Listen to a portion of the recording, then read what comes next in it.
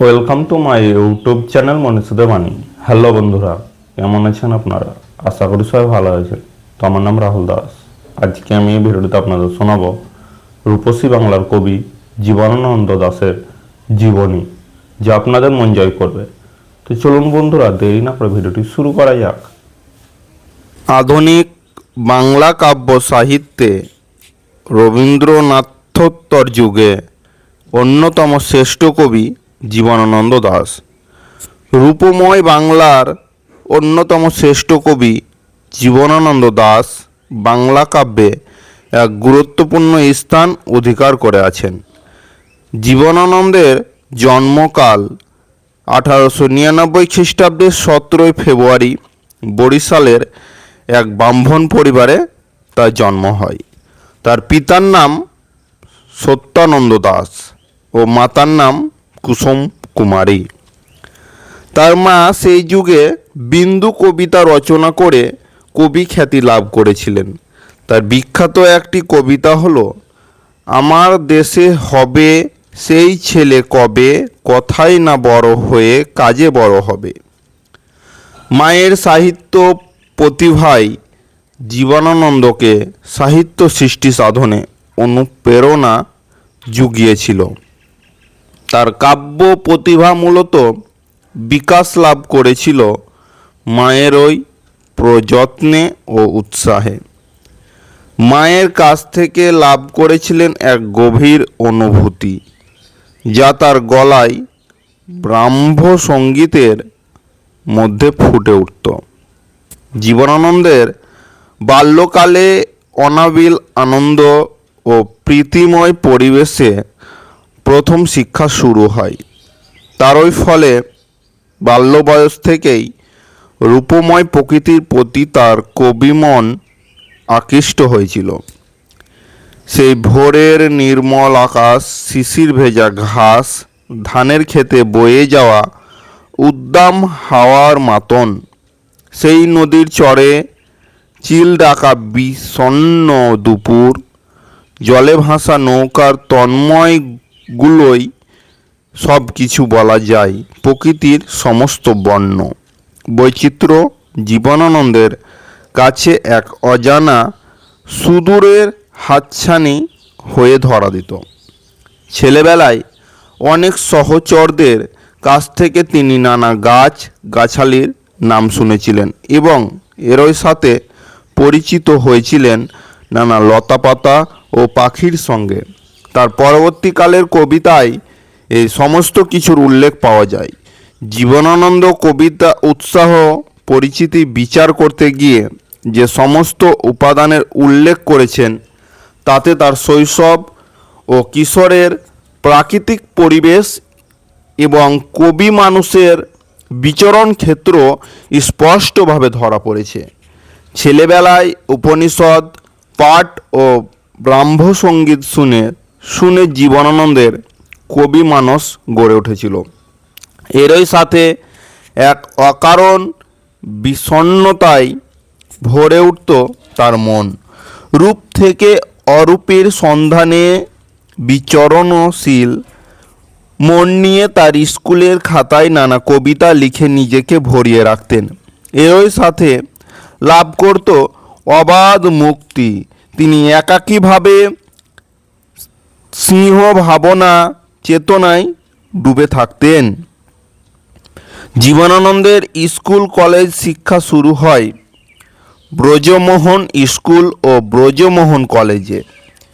এই কলেজ থেকে IA pass করে তিনি কলকাতায় আসেন, ভর্তি হন প্রেসিডেন্সি কলেজে। ইংরাজি সাহিত্যের সাম্মানিক ছাত্র হিসাবে 1919 খ্রিস্টাব্দের স্নাতক ডিগ্রি লাভ করেন।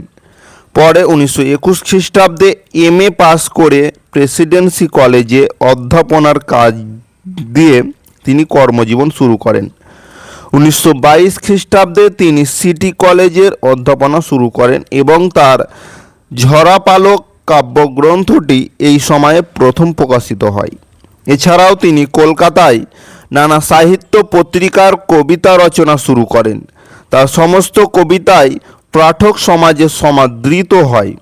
জীবনানন্দের প্রথম কাব্যগ্রন্থ ঝরা পালক। পরে একে একে প্রকাশিত হয় ধূসর পাণ্ডুলিপি, সাতটি তারার তিমির, রূপসী বাংলা প্রভৃতি। তার রচিত বনলতা সেন আধুনিক কালের অন্যতম শ্রেষ্ঠ কাব্যগ্রন্থ। জীবনানন্দের কাব্যের ইতিহাস চেতনা, নিঃসঙ্গ বিষণ্ণতা এবং অবশ্যই বিপন্ন মানবতার ব্যথা তার সক্রিয় বিশিষ্টতা নিয়ে স্থান লাভ করেছিলেন। জীবনানন্দের প্রবন্ধ, গ্রন্থ, কবিতার কথা, জীবনানন্দ দাশের গল্প, উপন্যাসে মাল্যবান ও সতীর্থ তার সাহিত্য ধারার উল্লেখযোগ্য সংযোজন। জীবনানন্দ দাশ সাহিত্য রচনার জন্য রবীন্দ্র পুরস্কার লাভ করেন। রবীন্দ্রোত্তর কালের এক বিশিষ্ট কবি ছিলেন জীবনানন্দ দাশ। বাংলা কাব্য সাহিত্যে তার প্রভাব সর্বাধিক। বাংলা সাহিত্যে তার প্রথম আবির্ভাবের সময় ছিলেন বহু বিতর্কিত কবি, কারণ তার সব কবিতার উপমা চিত্রকলা এতই প্রথাবিরোধী ছিল যে তা রবীন্দ্রোত্তর বাংলা কাব্যের ঐতিহ্যের পথে ছিল একটি বিরাট ব্যতিক্রম। জীবনানন্দের কবিতায় মনন অপেক্ষা আবেগের প্রাধান্য বেশি থাকলেও তার কবিতায় ইতিহাস, ভূগোল সম্বন্ধিত এক বুদ্ধিদীপ্ত চেতনার সাক্ষাৎ পাওয়া যায়। জীবনানন্দের কাব্যের বিষয়বস্তু হল প্রকৃতি ও প্রেম। এই কাব্যকলার অসাধারণ তত্ত্বই তাকে বৈচিত্র্য ও গভীরতা দান করেছে। এছাড়াও তার বিভিন্ন গ্রন্থে শিল্পী শৈলী ও বর্ণাঢ্য চিত্রকল্পের মাধ্যমে প্রকৃতি ও প্রেমের নানা দিক উদ্ঘাটিত হয়েছে। আধুনিক কবিতার ক্ষেত্রে জীবনানন্দ দাশ এক স্বতন্ত্র কবি। তার কাব্যকলার ক্ষেত্রে এই স্বতন্ত্রতার জন্যই বাংলা সাহিত্যে তার অবদান অনন্য। তিনি ছিলেন এক রোমান্টিক কবি। বাল্য বয়স থেকে রূপময় প্রকৃতির প্রতি তার কবিমন আকৃষ্ট হয়েছিল। ভোরের নির্মল আকাশ, শিশির ভেজা ঘাস, ধানের ক্ষেতে উদ্দাম হাওয়ার মাতন, নদীর চরের চিল ডাকা, বিঘ্ন দুপুর,